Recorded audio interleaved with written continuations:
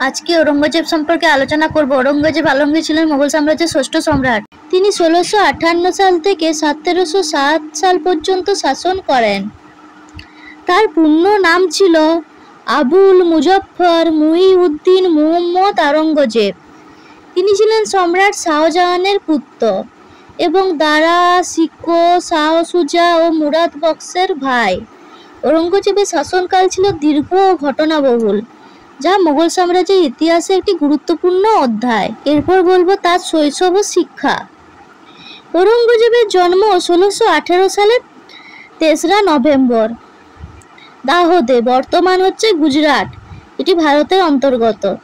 তিনি ছোট থেকেই মেধাবী ও কঠোর অনুশাসনের অধিকারী ছিলেন। তিনি ধর্মীয় শিক্ষা, ফার্সি, আরবি ও যুদ্ধ কৌশলে পারদর্শী হয়ে ওঠেন। তার জীবনের উপর গভীর প্রভাব ফেলেছিল ইসলাম ধর্মের প্রতি তার নিষ্ঠা।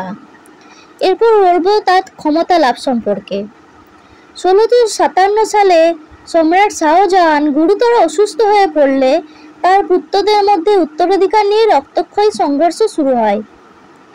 এই গৃহযুদ্ধে ঔরঙ্গজেব তার ভাই দারা শিকোকে পরাজিত করে এবং ১৬৫৮ সালে ক্ষমতা দখল করে নিজেকে আলমগীর উপাধিতে সম্রাট ঘোষণা করেন। তিনি তার পিতাকে আগ্রায় বন্দী করে রাখেন। এরপর বলবো তার শাসন ব্যবস্থা, ধর্মীয় নীতি।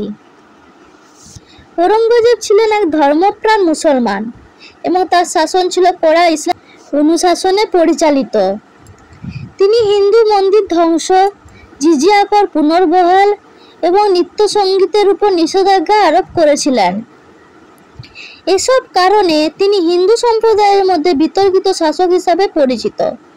তবে তার প্রশাসনিক দক্ষতা ও কঠোর শাসনের মাধ্যমে তিনি সাম্রাজ্যের শৃঙ্খলা রক্ষা করেছিলেন। এরপর বলবো তার সামরিক অভিযান ও বিস্তার। ঔরঙ্গজেব তার দীর্ঘ শাসনকালে মুঘল সাম্রাজ্যের ভূখণ্ড অনেক বিস্তৃত করেন। তিনি দক্ষিণ ভারতের বিজাপুর, গোলকুন্ডা ও মারাঠা অঞ্চল অভিযান পরিচালনা করেন। তবে মারাঠা নেতা ছত্রপতি শিবাজির প্রতিরোধ তার জন্য বড় চ্যালেঞ্জ হয়ে দাঁড়ায়। দক্ষিণে দীর্ঘ যুদ্ধ ও প্রশাসনিক জটিলতা শেষ পর্যন্ত মোগল সাম্রাজ্যের উপর নেতিবাচক প্রভাব ফেলে। ১৭০৭ সালে ঔরঙ্গজেব ৮৮ বছর বয়সে দেহত্যাগ করেন। তার মৃত্যুর পর মুঘল সাম্রাজ্য ধীরে ধীরে দুর্বল হতে থাকে। উত্তরসূরিদের মধ্যে ক্ষমতার লড়াই, প্রশাসনিক দুর্বলতা এবং প্রাদেশিক বিদ্রোহ সাম্রাজ্যের পতনের পথ প্রশস্ত করে। উপসংহার: ঔরঙ্গজেব ছিলেন একধারে বলিষ্ঠ কঠোর শাসক, আবার ধর্মীয় কট্টরতার জন্যও সমালোচিত।